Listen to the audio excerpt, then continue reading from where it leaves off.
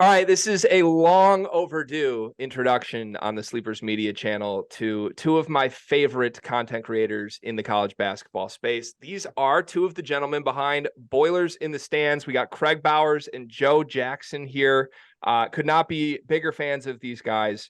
They've supported our show from the jump.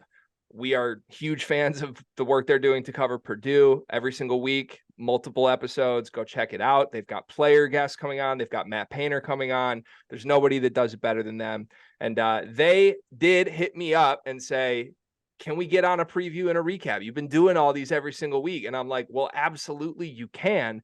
To be honest with you guys, I kind of wanted to wait for a big game, but I respect the initiative of YouTube looking your team in the mirror and saying, you know what, we just took a loss. We need to fix this. We're going to the Sleepers podcast to figure it out. So for the sake of time, let's jump right in. I want to throw it to you first, Kraig.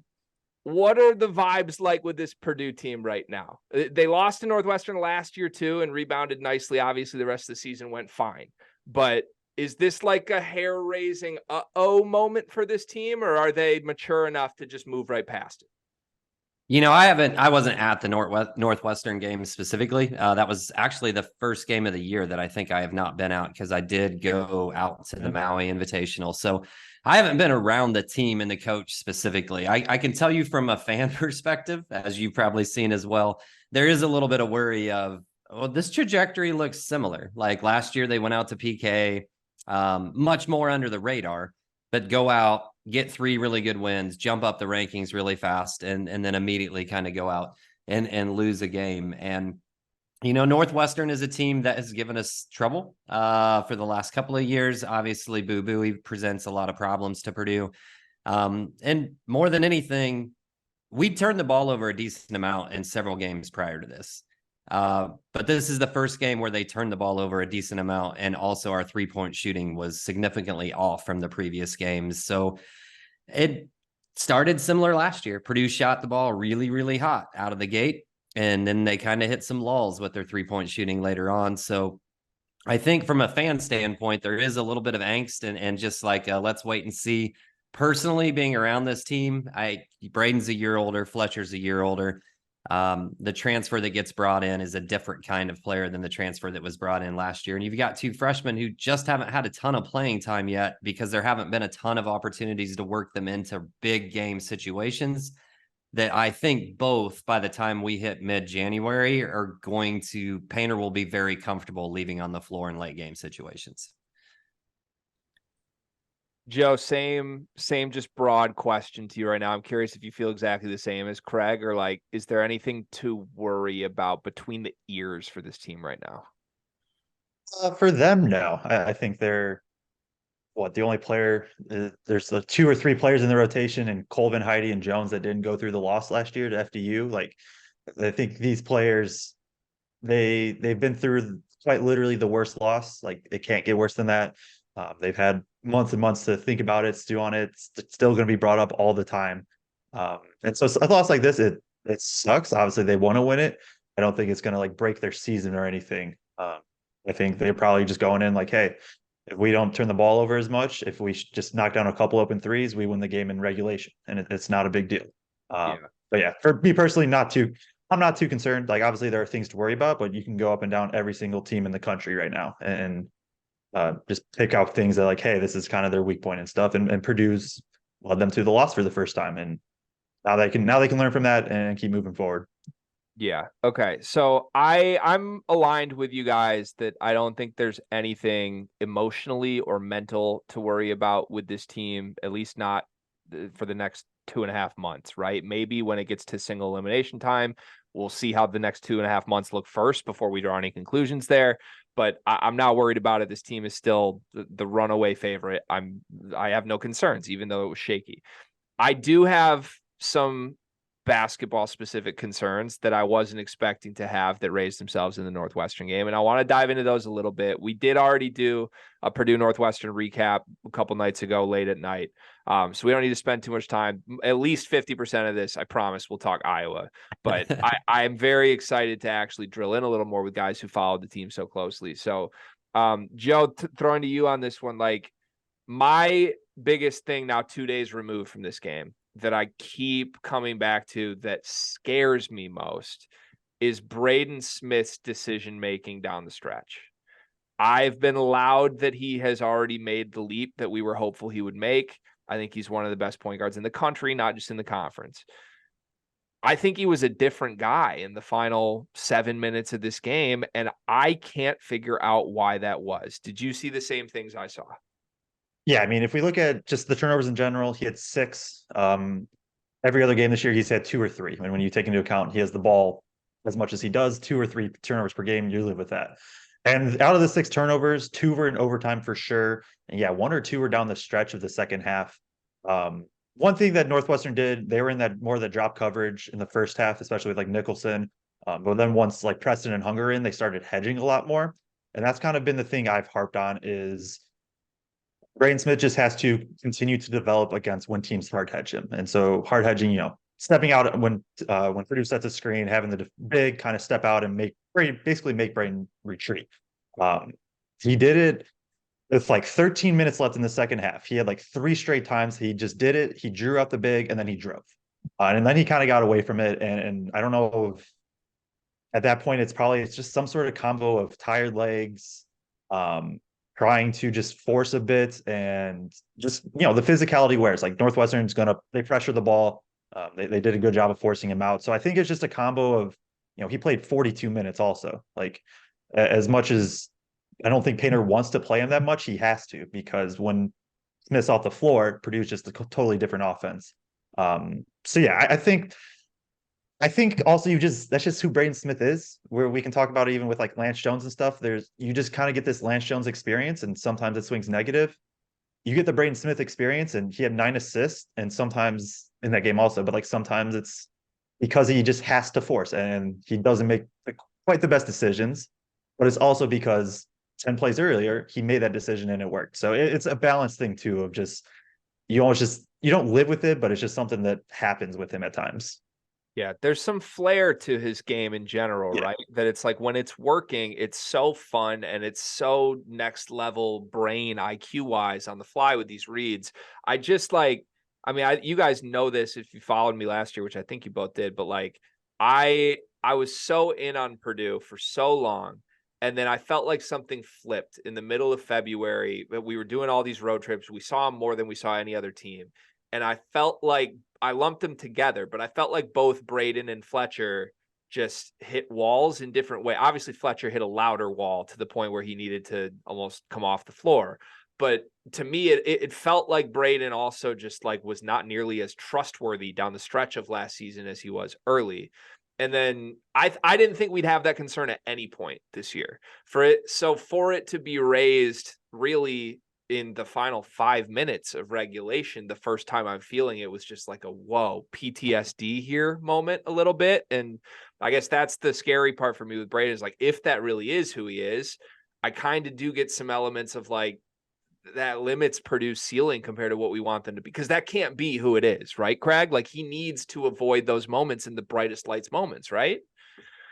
Oh, no doubt. And that's something we talked about on the post-game show immediately was just, if we're going to have that conversation of Braden being a top level point guard in the country, 6 turnovers in a game, and especially as many of them that happen down the stretch, just aren't, it's not acceptable to Braden, right? And that's not acceptable to Coach Painter either. And I think specifically, you talk about that mid-February in terms of hitting a wall there. Well, what else happened at the beginning of February through the middle of March? Purdue's 3-point. If you go back and look at Purdue's 3-point percentage last season, there's a month where they start off hot and shoot like 40% or higher. And then there's a month where they kind of shoot bad. And then there's a month where they shoot really good again, almost 40% from 3 again. And in the last month of the season, they were really off from 3 again. And I think when he gets in that situation, he feels like, and we were there last night, right? We were shooting 26%, Joe, last night? Yeah, something like that. It was 26%, 5 for 19. Right. I think when he gets in that situation where he feels like he doesn't have guys hitting, he decides he's going to force feed or thinks he has to force feed Zach. So it's do whatever I can, but at the end of the day, the ball's coming back to Zach. And I think that's where a lot of the turnover issues stem from. And I think he's got to continue to trust, you know, even if those guys haven't knocked him down to that point. We've seen Fletch still hit big shots when he hasn't been hitting. We've seen Lance hit big shots even when he hasn't been hitting. Got to still trust and use the whole floor and use everybody that's out on the court. Yeah, he hit some big ones in the Northwestern game too. Like, even though we can nitpick and kind of lump them, I feel like Braden and Fletch get lumped together a lot. I think is what I'm trying to say. Even when they should be, they're such different players with different issues. And Fletch, I didn't love everything Fletch brought in this game. I thought he made some kind of loud, weird. Like I hated the flop attempt, and you had to do it because it was you're desperate, right? You had to do it, but. Still, like, he 3 for 5 from 3. He hit some big ones in that game in big moments. So yeah, let's just do Lance Jones quickly because we have to have it while you guys are here, right? This is going to be an ongoing thing. Carter and I have a reputation at this point for being extremely loudly critical of Lance Jones. I think I'll be completely honest with you. I've talked to Carter offline about it. We are trying to be really careful here because we don't want to cross the line of antagonizing a kid we know is a great player and a great human being. And I think at the start of this, it was kind of just like funny that we were skeptical of it. And then it got louder and more Purdue people watched our videos, which was great. And it became like anytime he does anything, people are tagging us and Carter's being critical still. And I don't want to go to war with that all season because I'm rooting for the kid and I like him. With that said, he really struggled in this game. I thought he had chances to win them this game individually. Like if he makes one more 3, you probably win in regulation.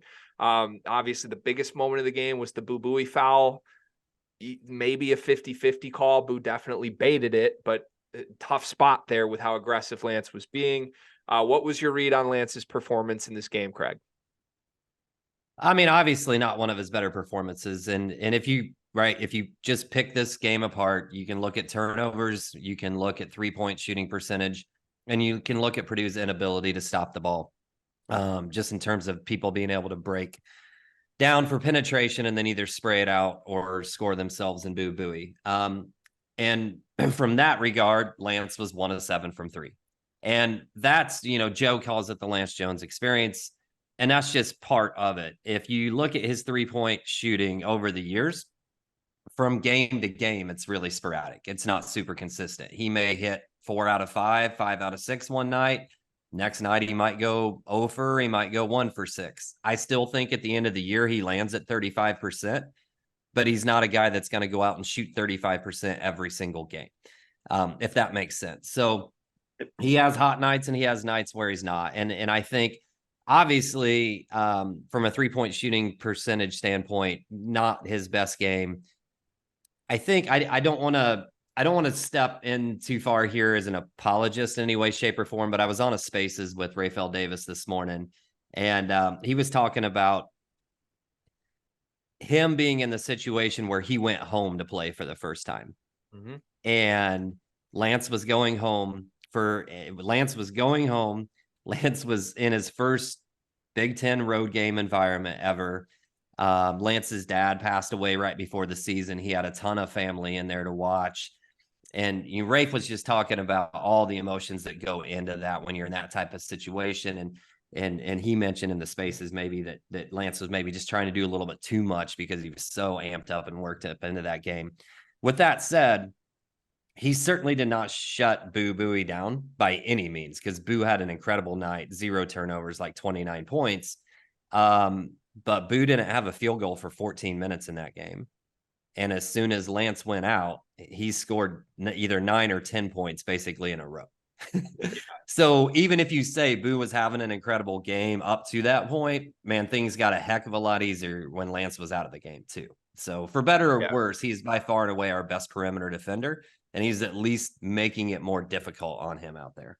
It was one of the weirder dichotomies in one individual game with a player that I remember seeing because I felt Lance was loudly struggling on both ends. And I know obviously he defended Boo better than anybody else did, but I thought in general for most of the game, he left a lot to be desired on both ends because half the possessions he wasn't even on Boo. I felt like they kept switching him off of him. And I just wish they weren't switching that. I know that's not Lance's fault, but it was one of those, like, you're seeing him struggle and Purdue struggling, but at the same time, when he left the game, you saw how important he is to Purdue. And that, like I said it on the recap, my takeaway from this game, if anything, is they have what they need this year. I don't think that was true last year. I just think the guys need to play up to their ceiling in the biggest moments for them to get there. And that definitely includes Lance.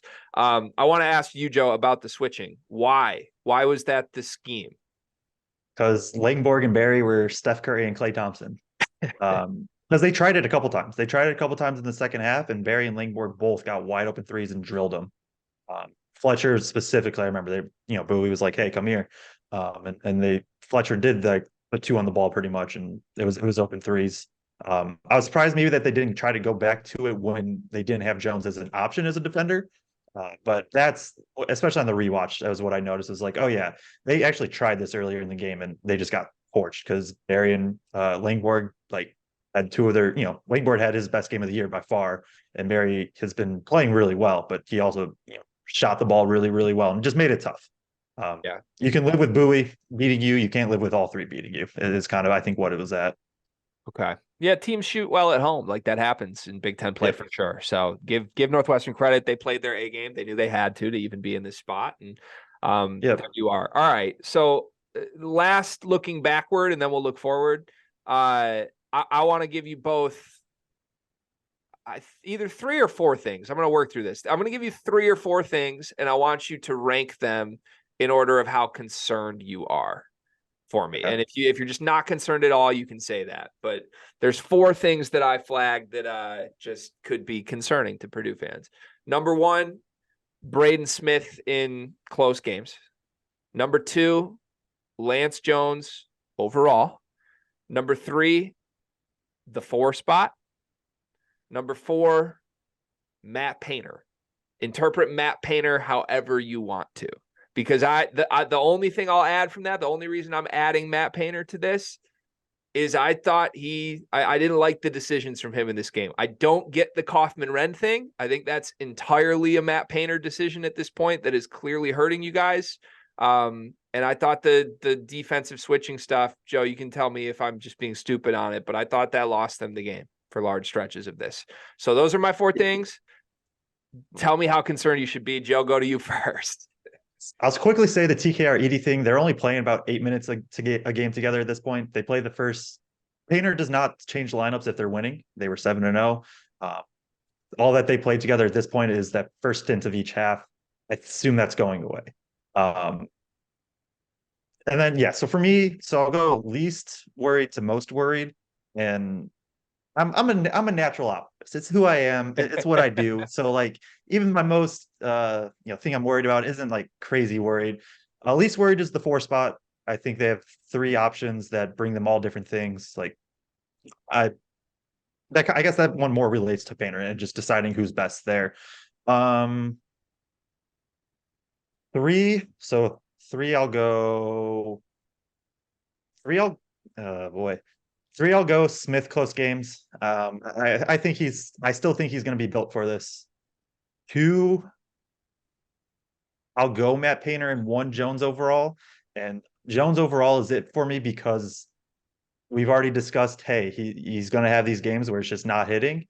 I think Purdue relies on him way more than anybody expected coming in, and that's what worries me, is that type of game comes at the bad time. And it's not the offense. Like, I don't want him shooting 1 for 7 from 3, but it's just how important he is on defense. Heidi can maybe get somewhere near there by the end of the year. But if Jones is out of the game or having an off game or whatever, like, that probably means that the Purdue's perimeter defense is falling apart. Makes sense. All right, Kraig. I'm excited for Kraig's answer here. So Joey, hold on. I did 4-1. So my 4 was the 4 spot. 3 was Smith, 2 was Painter, and then my most worried overall was Lance Jones. No, right. But what I'm saying is you're saying you're most worried about Lance Jones because Lance Jones is the most important piece to them winning. The most important, he's the second most important defensive piece. No, I'm just more of just how much they have to rely on him. It's just right. Yeah. Okay. So least to most concerned, I'm gonna go Painter, least concerned. That would have been mine for the record. I don't want to cut you off, but I would have Painter at the bottom. I just thought it was a stinky game from him, but he's fine. I'm going I also to want to say I think he's fine. I'm just gonna throw that out there. I'm not a Painter hater. Joe's worried a certain segment's gonna get clipped. I'm gonna It won't. So I'm going Painter, least concerned. I'm going Lance, second least concerned. I'm going Smith, third least concerned. And my biggest concern is consistency from the 4 spot. And really a large part of that was the Arkansas scrimmage that scared me to death when we played a NBA level 6'10" 4 that could step out and take people off the dribble. Brazil, you're talking about, I assume? Yeah. Yep. Okay. Yeah, I'm closer to Craig's list than I am Joe's, but I'm glad we did that exercise because I think, I bet if we polled 100 Purdue fans, we would have a huge variety of different concern levels with those 4 things. And the last thing I want to ask you is, Joe, I'm assuming the answer is yes from you on this. Is Lance Jones already at the point that Braden is at, where it's just, we got to live and die with him? He's just got to show up. Because I wouldn't have expected that coming into the season. I would have said Braden, hell yeah. But to me, it's like if Lance is having a Lance episode, there are some other alternatives. They're just not great, right? Offensively, there's other alternatives. Yeah, okay. It's matchup dependent. When you have somebody like Boo Buie who just can torch anybody, then Lance, you just have to ride with Lance Jones because of what he gives defensively. If you get into a matchup where maybe Heidi can maybe it's a bigger guy that's kind of their guy, and Heidi can maybe come in and play that defensive spot, then not as much. But in general, I think you just live with it. I also think Painter, I don't know if it's ever gonna kind of compromise, but I assume Painter and Jones most days are like, Painter's like, hey, maybe we tone it back a bit, and Jones is like, this is how I play. I don't know if that'll ever meet, but yeah, it's gonna be fun to watch, that's for sure. All right, let's look forward. So Iowa is the get right game potentially for Purdue. I was looking this up as soon as we jumped on this call together, and I have a number that I think is true unless I added wrong.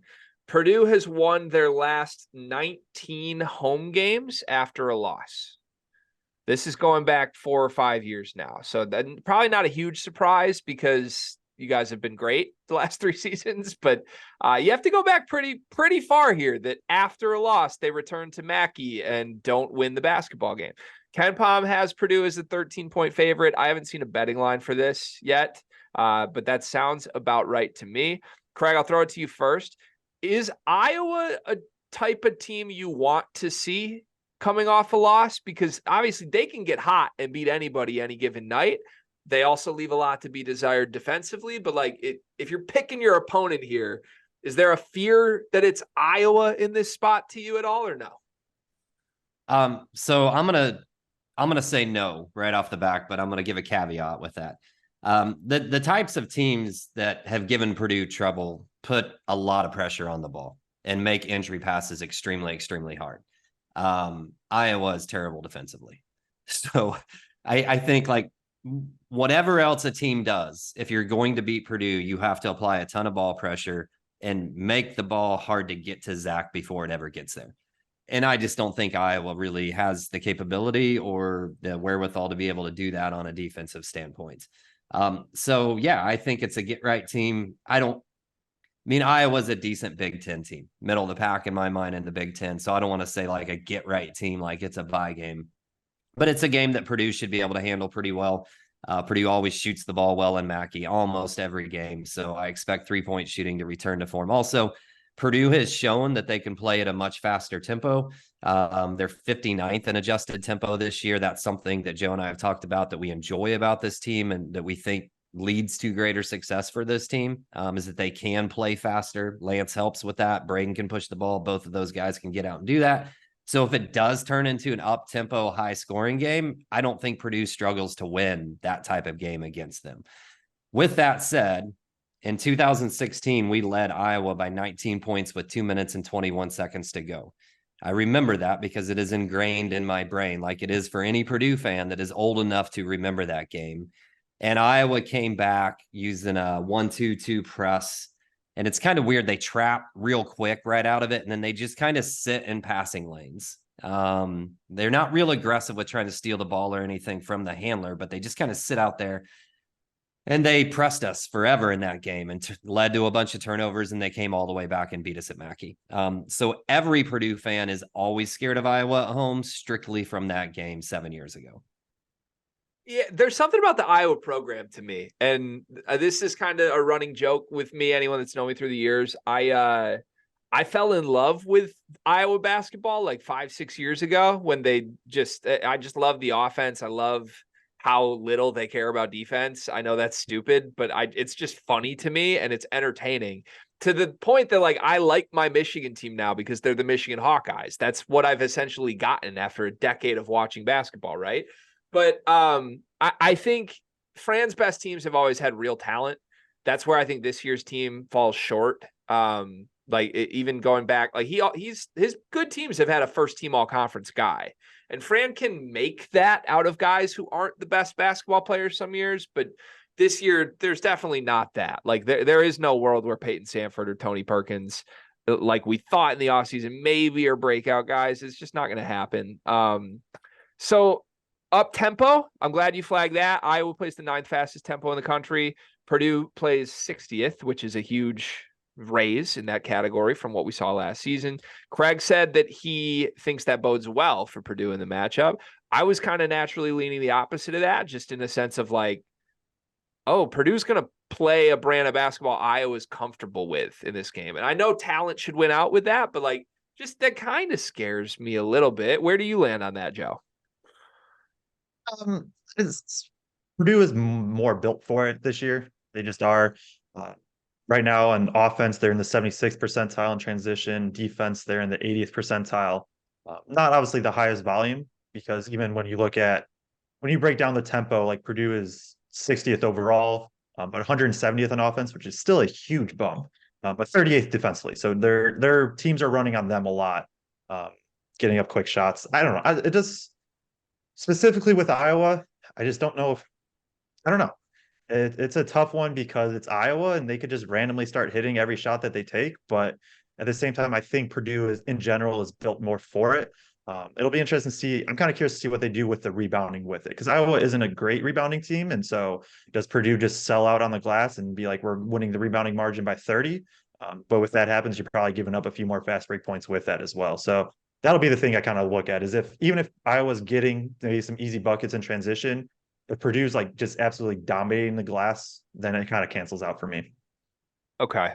Yeah, I just more numbers for me. I was digging up through Iowa. So I think Iowa's had 2 of their better seasons in a long time in the last 2 years, right? I mean, the Keegan Murray senior year was great.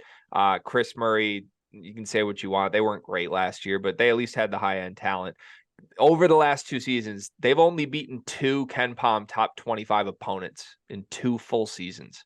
It's kind of crazy. Like they just really do. When they go up against top end talent, they've struggled.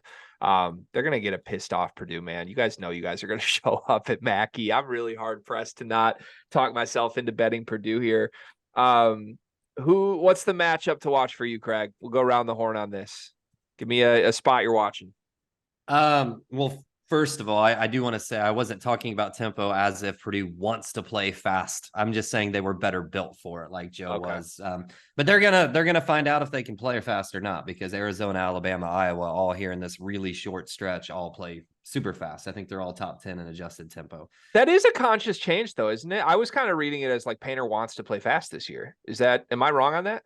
Well, so PJ took over the offense. PJ Thompson is now the offensive coordinator, but I think it's, from what they've talked about, it's just now they have 2 guys that can push. So whether it's Lance or Braden, if either one of them get it, they can turn and go. They have the green light at that point. So the balance, I think, is misses and makes. I think misses, they're pushing. Like Braden, you can see Braden kind of demanding the ball. I think makes is when they're still more willing to just walk it up and, take 10 seconds, get into their set, feed the ball to Edie.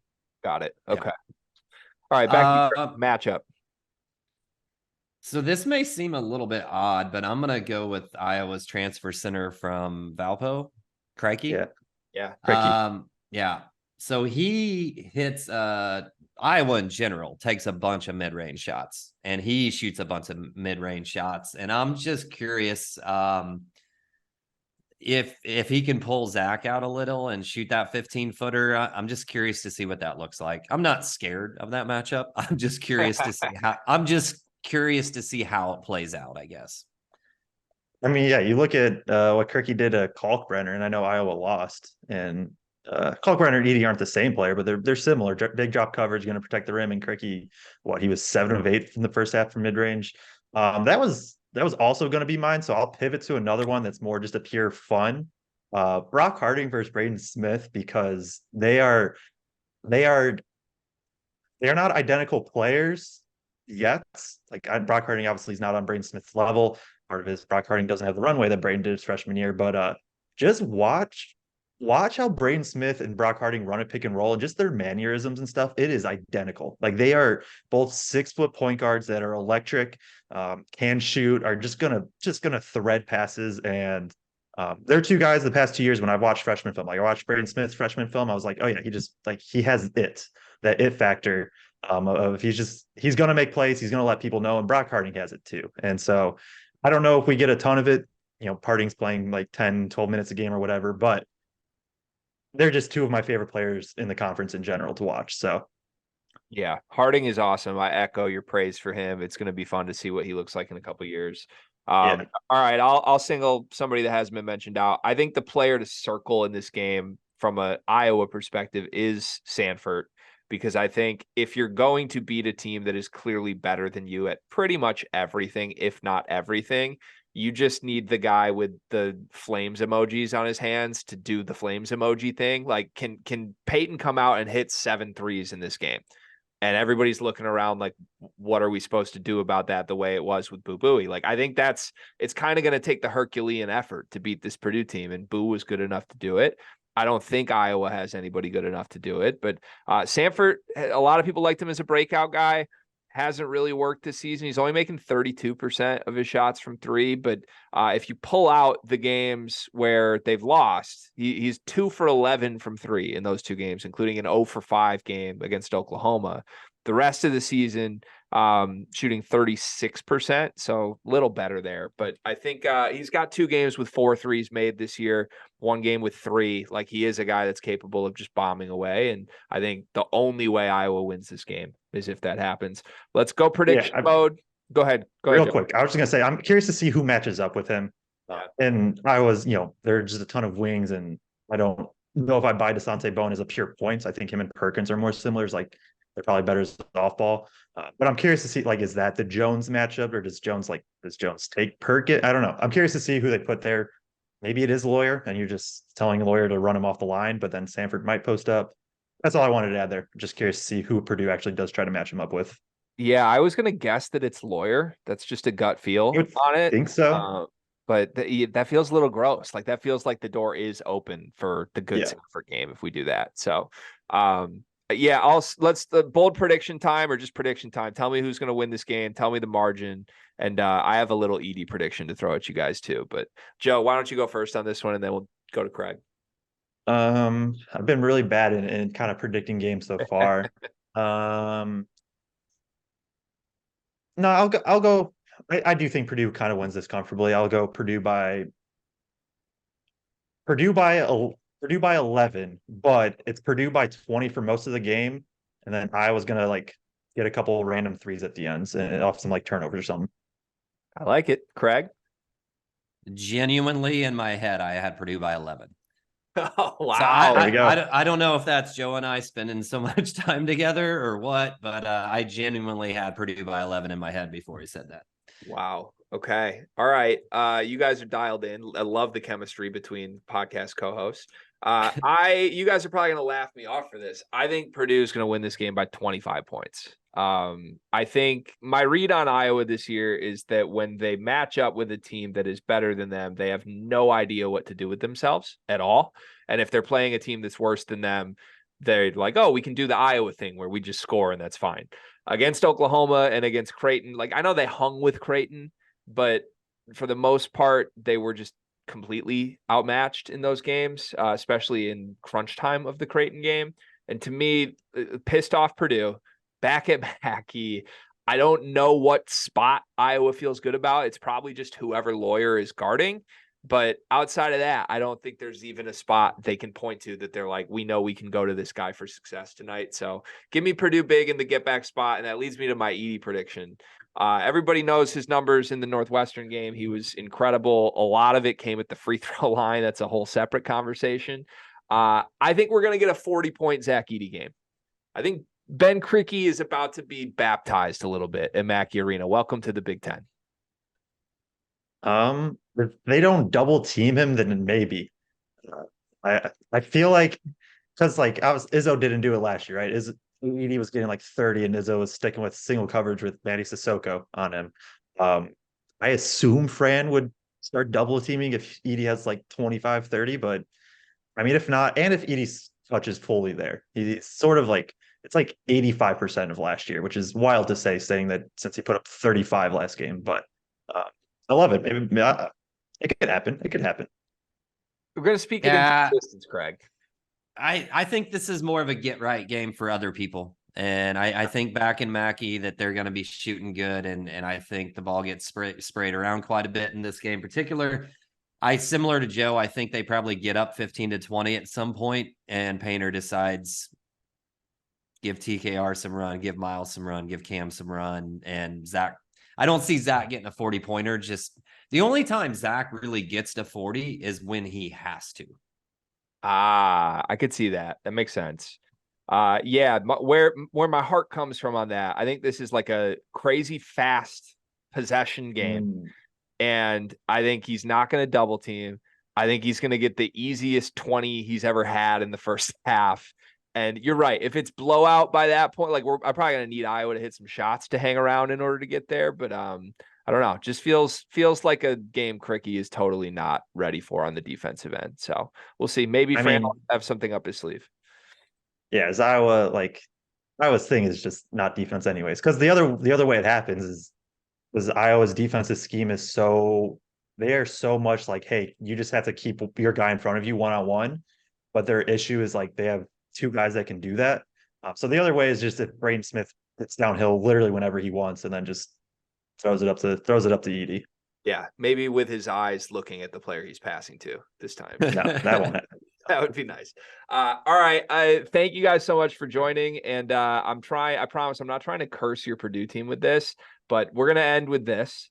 This was a thought I had when I was just recording something else with Carter, and I wanted to ask him, but I held off to save this for you guys. Purdue's 0-1 in Big Ten play, which is crazy.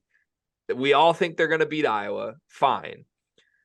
Let's just imagine a quick disaster scenario. I don't want to because I don't think it's going to happen. We don't need to spend too much time on it, but let's just imagine a disaster scenario where Purdue loses this game too. How many consecutive Big Ten games could Purdue lose before we would no longer think they are the favorites to win this conference this year? Because nothing changed after the Northwestern game. I'm sitting here like, they're obviously the Big Ten champs. I believe the betting odds improved for Purdue to win the conference after the loss to Northwestern. What would be the moment that you're like, yeah, this might not happen? I mean, I think a lot of that has to do with what you think of everybody else. And right now, I was really nervous for about a week of this season because Ohio State was not who I thought Ohio State was going to be. I was much higher on Ohio State than a lot of people, and Ohio State the last week and a half has looked who I thought like they might be. But to me, and Michigan State has not though, at all. Sorry, Cart. But like, to me, there has to be a second team that is dominant enough that you don't expect them to lose 6 to 7 games for me to get concerned with a few losses. But you're saying losses in a row? Yeah, I'm saying like I mean, this entirely hinges on a loss we don't think is going to happen tomorrow night to Iowa. But let's say that Purdue's sitting there 0-2. Are we still looking at it how we are after we are with Northwestern, where they're still the clear favorites or not? Because I think they would. I think if they're sitting here 0-2, I'm still like, it's a no-brainer. This team's winning the conference. I think it would take at least 3, maybe 4 games before you would say, all right, this isn't a blip and somebody can beat them. Because I don't know. I'm still not completely sold on Ohio State easily beating the rest of the Big Ten consistently. And I'm certainly not sold on Michigan State. I think what the heck? We have a frozen Kraig, but the audio is working. Yeah. So that's where I'm at. Okay. Joe? I'm 4 games. Just looking at the schedule, it'd be Northwestern, Iowa, at Maryland, and then home to Illinois. At that point, you worry they would have Nebraska, Penn State, Indiana, the 3 games after that. So it might be a chance to get right if that were to happen. But then it is just whatever you think the rest of the Big Ten. Like, I think I'm getting more and more confident that Illinois is good. And then there's a couple solid teams, and then there's calling teams some like Big Ten good teams this year. Like Iowa might be like a Big Ten good team, like probably not good, not good nationally, but in the Big Ten this year, they might be all right. 4 is my answer for it. 4, I think after 4 would be a real like, hey, because then you got to assume they still drop 1 or 2 more at least along the way. Yeah. And then if that happens, now they're at 5 or 6, and things can happen. Okay, I'm glad we did that, because my answer would have been 3. But 1, because I think that the third game's Maryland, and I think Maryland's horrible. So, yes, it's a road game, but if you're sitting there with losses to Northwestern, Iowa, and Maryland, then all of a sudden you're like, wait a second here. If it's 4 and it includes the loss to Illinois, I think that would presume that we have Illinois 4-0 then in the conference, or 3. I haven't looked at the schedule. I think that's their 3rd conference game. They have Rutgers, then Northwestern at home, then Purdue and Mackey. And if Illinois was 3-0 with a win in Mackey and Purdue was 0-4, which this is never going to happen. So I'm sorry to subject Purdue fans to this, but it's crazy how high we are collectively on this team compared to the rest of this conference, even after the Northwestern loss. Wild stuff. All right. Let everybody know where they can find your stuff. I assume anybody listening to this probably already does listen to you guys. I would hope that's the case, but where can they listen to Boilers in the Stands and your own individual work as well? So yeah, you can find us. We're on Twitter at Boilers in Stands, and then we're on YouTube, Boilers in the Stands. It's under Brags in the Stands is the YouTube channel. Live shows after every single Purdue game. We try to get interviews, a couple a month or whatever it works out to be. We've had Matt Painter, we had the Purdue women's coach on, Katie Gerald's preseason. And we had, we just had Fletcher Lawyer on. Going to keep working on getting former players and current players. You can find me on Twitter at Joe Jackson CBB. Lots of Big Ten, film breakdowns and stuff like that over there. So, and plus Purdue stuff as well, but Big Ten stuff in general over on my Twitter. Kraig, and everything he said except at Kraig Bowers 34 on the Twitter. My camera just died. Like it wasn't my internet. My camera just shut off and will not turn back on. So I'm on my regular laptop camera. But yeah, Kraig Bowers at 34 on the Twitters. Outside of that, same things that Joe said. Hey, if you had told us prior to jumping on this call that either my Lance Jones narratives or your camera was going to die, the camera would have been the big underdog in that conversation. So surprising stuff here. Thank you guys so much for coming. You guys do fantastic work. I'm huge fans of yours, so I appreciate you giving me the time. Go Boilers, boiler up, and we'll try and drag these guys back on here for some future recaps later in the season.